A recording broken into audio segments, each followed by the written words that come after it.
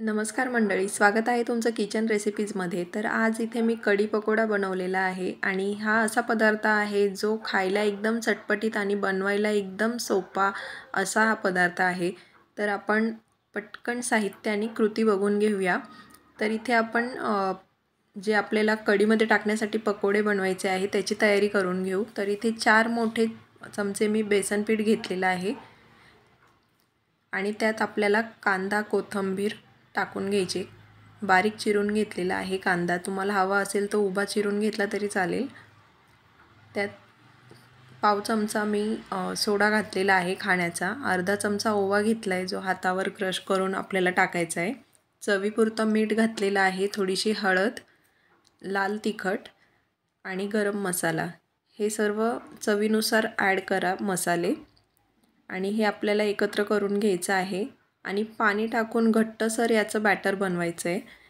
तर हे जे पीठ आपण भिजवतोय ते जास्त पातळ नाही करायचं आहे, घट्टसर करून घ्यायचं आहे, कारण 10 मिनिटं आपल्याला हे ठेवायचं आहे। तर तोपर्यंत कांद्याला पाणी सुटेल, त्यामुळे जास्त पातळ नको आहे आपल्याला भजीचं पीठ। तर आपण इकडे आता कढीची तयारी करून घेऊया।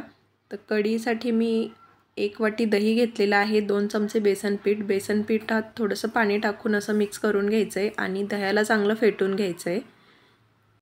दही चांगलं फेटून झालं की त्यात आपल्याला हे बेसन पीठ घालून घ्यायचं आहे। तर ही कढी आपल्याला खूप घट्ट नाही बनवायची, पातळसरच करायची, त्यामुळे मी जास्त बेसन पिठाचा वापर नाही केलेला यात आणि थोडासा गूळ टाकून घेतला आहे। गूळ पण यात आपण एकत्र करून घेऊया।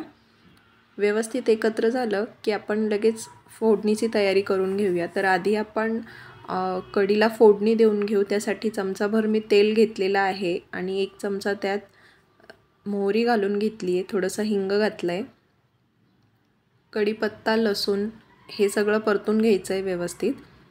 आणि इथे मी कढीला फोडणी करते तोपर्यंत मी पकोडे तळण्यासाठी तेल गरम करायला ठेवलेलं आहे। तर इथे आपली फोडणी झालेली आहे कढीसाठी। तर इथे मी हिरवी मिरची, हळद टाकून परतून घेतलं आहे आणि त्यात फेटलेलं बॅटर टाकून घेतलेलं आहे। हे सर्व एकत्र करून घ्यायचं आहे आणि लागेल तसं यात पाणी ॲड करून घ्यायचं आहे। ही कढी आपल्याला पातळसरच करायची आहे। आता कढी आपली इथे तयार झालेली आहे, हिला एक उकळी आणून घेऊया आणि लगेच आपण भजी करायला घेऊया इथे।